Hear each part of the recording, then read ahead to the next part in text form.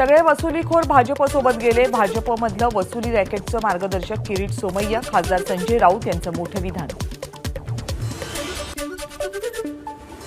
नागपूरच्या टिळक पुतळा परिसरात भाजपच्या स्थापना दिनानिमित्त कार्यक्रम. केंद्रीय मंत्री नितीन गडकरी, उपमुख्यमंत्री देवेंद्र फडणवीस आणि प्रदेशाध्यक्ष चंद्रशेखर बावनकुळे उपस्थित.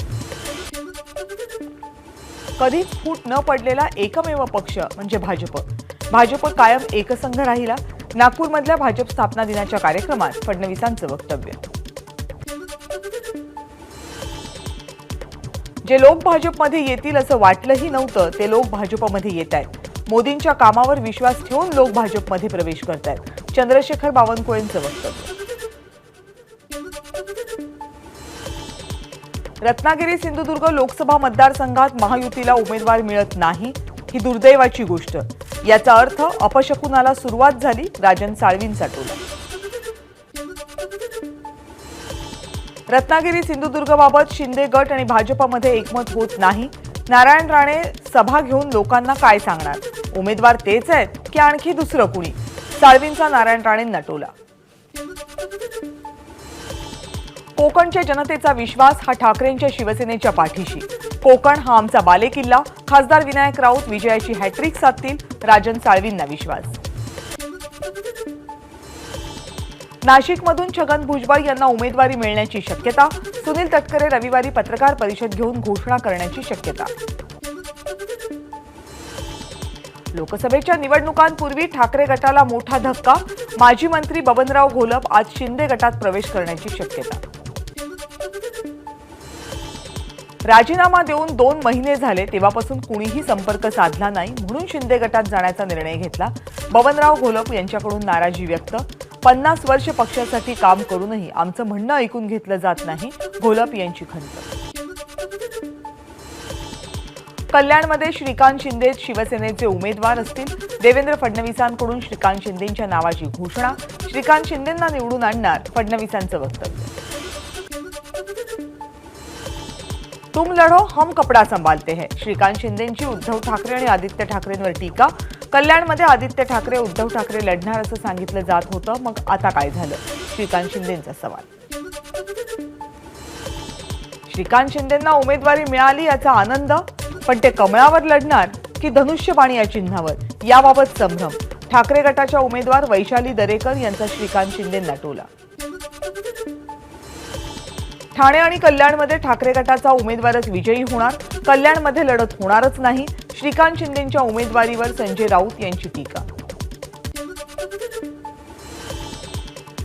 श्रीकांत शिंदे विक्रमी मतांनी विजयी होतील. 400 खासदारांमध्ये श्रीकांत शिंदेही असतील.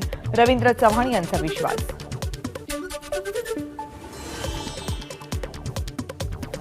कल्याण लोकसभेमध्ये श्रीकांत शिंदेंनी गेली 10 वर्ष प्रचंड काम केलं.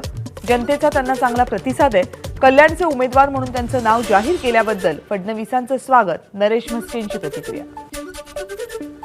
श्रीकांत शिंदेंची सीट आधी जाहीर झाली असती तर इतरांना वाटलं असतं मुख्यमंत्र्यांनी फक्त मुलाचाच विचार केला.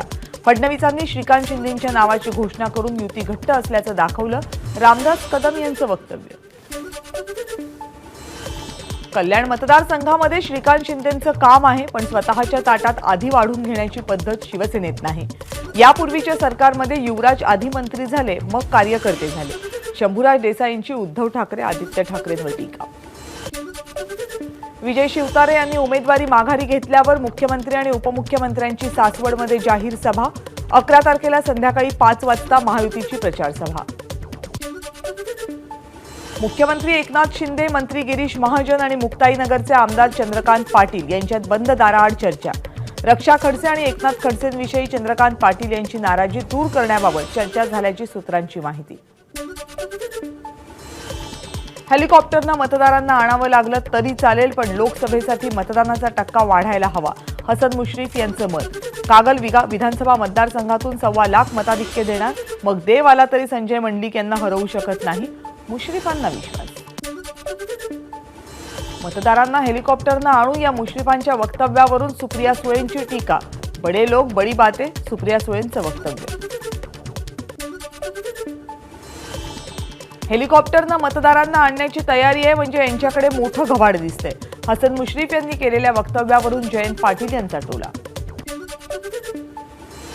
देवेंद्र फडणवीसांचं वक्तव्य हास्यास्पद. बारामतीत कुणाची लढत आहे हे जनतेला माहित आहे. कोण जिंकणार हे त्यांच्या सर्व्हेमध्ये कळलं असेल म्हणून नॅरेटिव्ह बदलण्याचा प्रयत्न. देवेंद्र फडणवीसांच्या वक्तव्यावर जयंत पाटील यांचं उत्तर.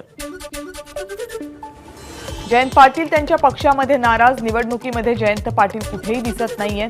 त्यांना त्यांच्याच पक्षात कोणी विचारत नाही. देवेंद्र फडणवीसांचा खोचक टोला. इंडिया आघाडी आणि महाविकास आघाडी म्हणजे डबे नसलेलं इंजिन. असे डबे नसलेलं इंजिन काही कामाचं नाही. देवेंद्र फडणवीस यांची टीका. भिवंडीच्या जागेवर शरदचंद्र पवार पक्षानं घोषणा केल्यानं काँग्रेस नाराज. भिवंडीच्या जागेवर चर्चा करण्यासाठी कोकणातील काँग्रेस नेत्यांची भिवंडीत बैठक. विश्वजित कदम आणि विशाल पाटील यांनी काल रात्री काँग्रेसच्या वरिष्ठ नेत्यांची घेतली भेट. सूत्रांचा दावा सांगलीच्या जागेसंदर्भात मल्लिकार्जुन खरगे, केसी वेणुगोपाल यांच्यासोबत चर्चा झाल्याची माहिती.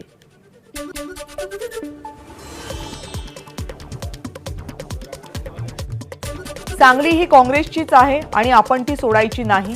सांगलीचे काँग्रेसचे उमेदवार विशाल पाटील यांची सांगलीतील काँग्रेस कार्यकर्त्यांना उद्देशून पोस्ट. सांगलीची जागा लढवू आणि जिंकू, विशाल पाटील यांनी केलं जाहीर. सांगलीच्या जागेवरून महाविकास आघाडीतला तणाव वाढला. सांगलीची जागा आमचीच आहे, आम्ही सक्षम आहोत जागा लढवण्यासाठी. सांगलीच्या जागेवरून विश्वजित कदम यांची पुन्हा एकदा आक्रमक भूमिका. विशाल पाटील यांचा पायलट कुणीतरी वेगळाच. त्यांचं विमान फक्त गुजरातकडे जाऊ नये, संजय राऊत यांचं सूचक वक्तव्य. सांगलीबाबत चर्चा सुरू आहे. सांगली भिवंडीचा तिढा लवकर सुटेल. काँग्रेसचे प्रभारी रमेश चेन्नीथला यांचं वक्तव्य. ठाकरे गटानं मित्रपक्षांना विचारात न घेता उमेदवारी जाहीर केली. सांगलीच्या उमेदवारीवरून शरद पवारांचा उद्धव ठाकरेंवर निशाणा.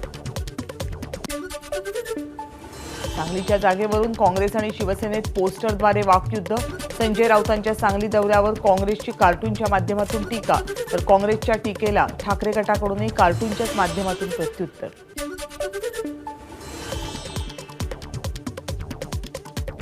संजय काका पाटील यांच्या उमेदवारीला विरोध असणाऱ्या विलासराव जगताप यांची संजय राऊत यांनी घेतली भेट. राऊत आणि विलासराव जगताप यांच्यात सांगली लोकसभेबाबत चर्चा.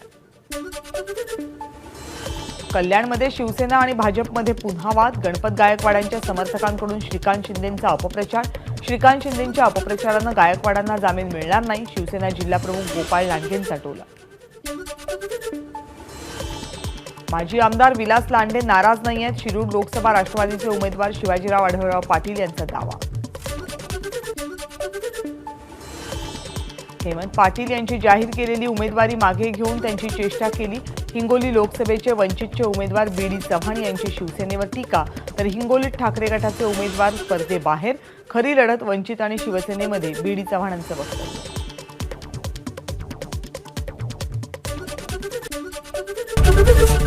एबीपी माझा, उघडा डोळे बघा नीट.